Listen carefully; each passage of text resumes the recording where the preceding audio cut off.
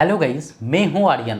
Guys, आज के इस वीडियो में हम आपको आईडीबीआई बैंक के सेविंग्स अकाउंट के बैलेंस नॉन मेंटेनेंस चार्जेस के बारे में कंप्लीट जानकारी देंगे। तो अगर आपका आईडीबीआई बैंक में अगर सेविंग्स अकाउंट मौजूद है या फिर अगर आप आईडीबीआई बैंक में अगर सेविंग्स अकाउंट ओपन करना चाहते हैं, तब आपके सेविंग्स अकाउंट में कितना बैलेंस आपको मेंटेन करना होगा और किसी महीने में अगर आप बैलेंस अगर मेंटेन नहीं कर पाए तब कितना चार्जेस लगेगा, मैक्सिमम कितना चार्जेस लगेगा, ये सभी बातें आपको डिटेल्स में बताएंगे।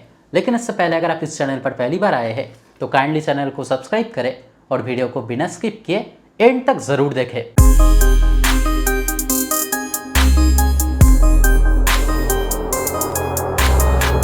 तो गाइस, चलिए पहले जान लेते हैं कि अगर आपका आईडीबीआई बैंक का अगर सेविंग्स अकाउंट मौजूद है या फिर अगर आप आईडीबीआई बैंक में अगर नॉर्मल सेविंग्स अकाउंट ओपन करना चाहते हैं, तब आपके सेविंग्स अकाउंट में कितना बैलेंस आपको मेंटेन करना होगा। तो आपके सेविंग्स अकाउंट में कितना बैलेंस आपको मेंटेन करना होगा वो डिपेंड करता है कि आपका ब्रांच किस एरिया में है। जैसे कि अगर आपका ब्रांच अगर मेट्रो या फिर अगर अर्बन एरिया में है तब 5000 मंथली एवरेज बैलेंस आपको मेंटेन करना होगा। यहाँ पे एक और भी ऑप्शन दिया गया है, जैसे कि अगर आपका ब्रांच अगर मेट्रो या फिर अर्बन एरिया में है तो या तो आपको 5000 मंथली एवरेज बैलेंस मेंटेन करना होगा या फिर अगर आप चाहे तो 2 लाख का एफडी भी कर सकते हैं। यानी अगर आप एफडी करते हैं तब आपको बैलेंस मेंटेन करने की जरूरत नहीं होगा। अगर आपका ब्रांच अगर सेमी अर्बन एरिया में है तब 2500 मंथली एवरेज बैलेंस आपको मेंटेन करना होगा या फिर अगर आप चाहे तो 1 लाख का एफडी भी कर सकते हैं। यानी अगर आप एफडी करते हैं तब आपको 2500 मंथली एवरेज बैलेंस मेंटेन करने की जरूरत नहीं होगा। और अगर आप रूरल एरिया में रहते हैं तब 500 मंथली एवरेज बैलेंस आपको मेंटेन करना होगा या फिर अगर आप चाहे तो 50,000 का एफडी भी कर सकते हैं। तो यहाँ पे आपको जानकारी रखना है कि मंथली एवरेज बैलेंस आपको मेंटेन करना होगा, यानी हर महीने में आपको एवरेज बैलेंस मेंटेन करना होगा। और अगर आप किसी महीने में अगर एवरेज बैलेंस अगर मेंटेन नहीं कर पाए तब उस महीने में चार्जेस लगेगा। तो चलिए आप जान लेते हैं कि अगर आपका आईडीबीआई बैंक में अगर सेविंग्स अकाउंट मौजूद है या फिर अगर आप सेविंग्स अकाउंट अगर ओपन करना चाहते हैं और किसी महीने में अगर आप एवरेज बैलेंस अगर मेंटेन नहीं कर पाए तब उस सिचुएशन में कितना चार्जेस लगेगा और मैक्सिमम कितना चार्जेस लगेगा। तो इस बैंक के रूल्स के अनुसार क्लियरली बताया गया है कि आपके डिफरेंशियल अमाउंट के ऊपर 5% चार्जेस लगेगा और उसके ऊपर अलग से 18% जीएसटी लागू होगा।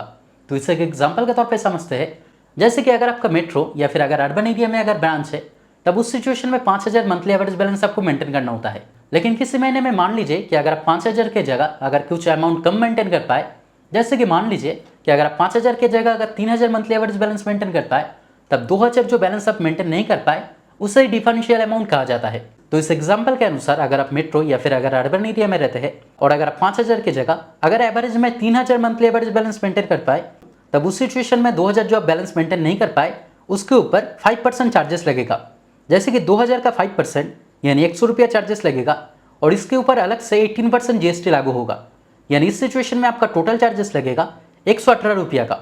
ठीक इसी तरह से अगर आप सेमी अर्बन या फिर रूरल एरिया में रहते हैं और किसी महीने में अगर आप एवरेज बैलेंस अगर कम मेंटेन कर पाए तब जितना भी एवरेज बैलेंस आप मेंटेन कर पाए आपका जो डिफरेंशियल अमाउंट होगा उसके ऊपर 5% चार्जेस लगेगा और अलग से 18% जीएसटी लागू होगा। तो चलिए आप जान लेते कि अगर आप किसी महीने में अगर कुछ भी बैलेंस अगर मेंटेन नहीं कर पाए, यानी अगर आपका सारा महीने का बैलेंस अगर जीरो रहता है तब उस सिचुएशन में मैक्सिमम कितना चार्जेस लगेगा। जैसे कि अगर आपका मेट्रो या फिर अगर अर्बन एरिया में अगर ब्रांच है तब आपको 5000 मंथली एवरेज बैलेंस मेंटेन करना होता है। लेकिन अगर आपका सारा महीने का बैलेंस अगर जीरो रहता है तब उस सिचुएशन में 5000 का 5% यानी 250 रुपया चार्जेस लगेगा और उसके ऊपर अलग से 18% जीएसटी लागू होगा। यानी आपका मैक्सिमम चार्जेस लगेगा 295 रुपीज़ का। अगर आप सेमी अर्बन एरिया में रहते हैं और अगर आपका सारा महीने का बैलेंस अगर जीरो रहता है तब उस सिचुएशन में 2500 का 5% यानी 125 रुपया चार्जेस लगेगा और इसके ऊपर अलग से 18% जीएसटी लागू होगा। यानी आपका मैक्सिमम चार्जेस लगेगा लगभग 147 रुपीज़ का।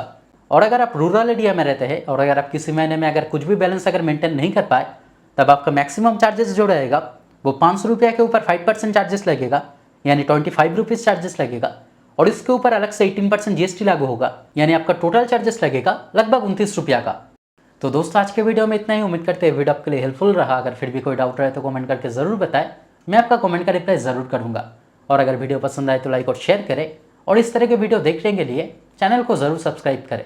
Thank you.